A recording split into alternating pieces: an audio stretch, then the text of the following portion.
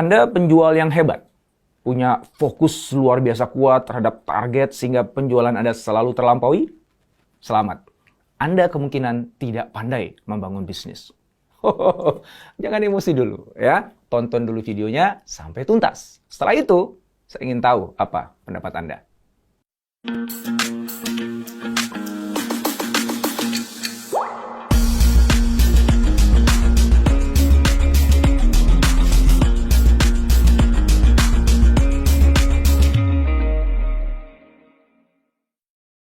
Begini, banyak orang beranggapan ketika mereka berhasil menjual produk dalam jumlah besar, apalagi bertubi-tubi, maka mereka punya bisnis yang baik.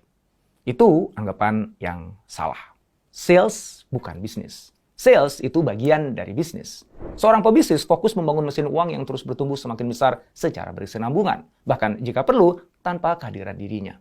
Nah, untuk mencapai itu, dia memerlukan seorang penjual yang hebat. Karena dia perlukan uang hasil penjualan itu sebagai bahan bakar pertumbuhan bisnisnya. Bagaimana lagi cara dia membayar gaji karyawan, biaya operasional, dan ongkos produksi? Itulah dudukan sales dalam bisnis, sebagai sumber renewable energy bagi pertumbuhan bisnis. Seorang sales manager yang hebat akan membagi-bagi target triwulan jadi bulanan, kemudian bulanan jadi mingguan, mingguan jadi harian. Dia mendorong tim salesnya untuk fokus pada apa yang harus dicapai pada hari itu. Berapa banyak telepon, berapa banyak presentasi, proposal yang harus dilakukan di hari itu. Kebanggaan timnya dibangun atas dasar siapa yang dapat komisi dan bonus paling banyak di bulan itu. Hal itu kemudian diulangi lagi keesokan harinya selama bertahun-tahun. Nah, sementara seorang pebisnis yang hebat melihat jauh ke depan, mencari peluang di masa yang akan datang. Dia sibuk berinvestasi, mengeluarkan banyak uang hari ini yang ia tahu tidak akan bisa ia nikmati hasilnya dalam waktu dekat.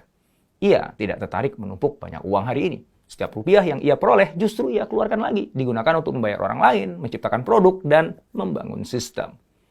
Dari uraian di atas, terlihat jelas perbedaan di antara keduanya ya. Sales adalah pertandingan sprint, sementara bisnis adalah maraton. Sales fokus pada pencapaian jangka pendek, sementara bisnis fokus pada pencapaian jangka panjang.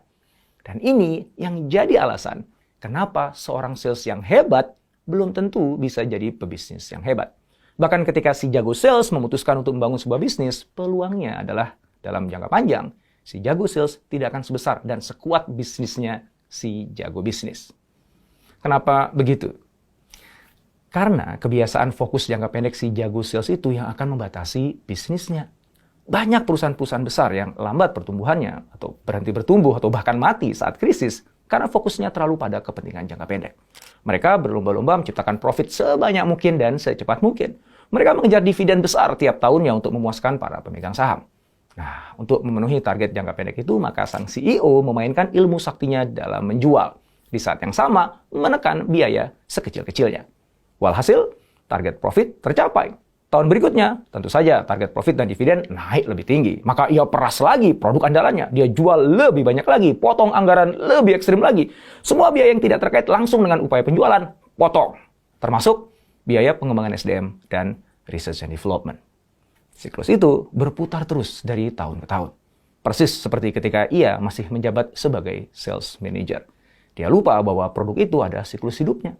Ada saatnya tumbuh dan ada saatnya mati. Dia gagal melihat pergeseran kebutuhan pelanggan. Dia juga tidak sadar bahwa para pesaing sedang gencar-gencarnya menciptakan inovasi yang akan membuat produk andalannya itu tidak lagi relevan. Di saat yang sama, ia tengah berupaya membahagiakan para pemegang saham hari ini. Sesungguhnya, dia sedang mengantarkan perusahaannya menuju jurang kehancuran esok hari. Bahkan ketika, katakanlah, perusahaannya bisa selamat dari kehancuran, tetap saja kinerja usahanya akan kalah jika dibandingkan perusahaan yang berorientasi jangka panjang. McKinsey Global Institute melakukan analisa berdasarkan data keuangan dari 615 perusahaan sejak tahun 2001 hingga 2015. Dan mereka ingin melihat perbedaan kinerja perusahaan yang fokus pada jangka panjang dan perusahaan yang fokusnya pada jangka pendek. Hasilnya, mereka menemukan perbedaan yang dramatik. Perusahaan-perusahaan yang memilih untuk fokus berinvestasi jangka panjang dan tidak silau dengan pencapaian keuangan jangka pendek memiliki pemasukan atau revenue 47% lebih tinggi, dengan tingkat pertumbuhan 36% lebih tinggi dibandingkan perusahaan yang fokus pada kepentingan jangka pendek. Selain itu, mereka juga memberikan kontribusi sosial ekonomi yang lebih tinggi, di mana rata-rata membuka 12.000 lapangan pekerjaan lebih dibandingkan perusahaan setara. Nah, itulah kenapa seorang sales hebat belum tentu bisa jadi pebisnis hebat. Walaupun bukan berarti Anda yang saat ini jago sales tidak bisa bangun bisnis besar ya. Bisa aja kalau Anda mau. Hanya saja jangan berpikir bahwa kesaktian Anda dalam sales hari ini akan menjamin bisnis Anda besar di masa datang. Karena sales dan bisnis itu dua permainan yang berbeda. Ukuran kesuksesan dan kunci keberhasilan keduanya juga berbeda. Jika Anda serius ingin membangun bisnis, maka mulailah dengan melihat jauh ke depan. Ambil celah kesempatan yang terbuka di pasar. Ciptakan produk yang tepat menyelesaikan masalah pelanggan Anda. Kemudian investasi di orang dan sistem. Dan bersiaplah untuk miskin dulu selama beberapa tahun ke depan. Jadi gimana menurut Anda? Mau jadi pebisnis atau tetap terus menjadi jagoan sales? Silahkan tulis jawabannya di kolom komen di bawah.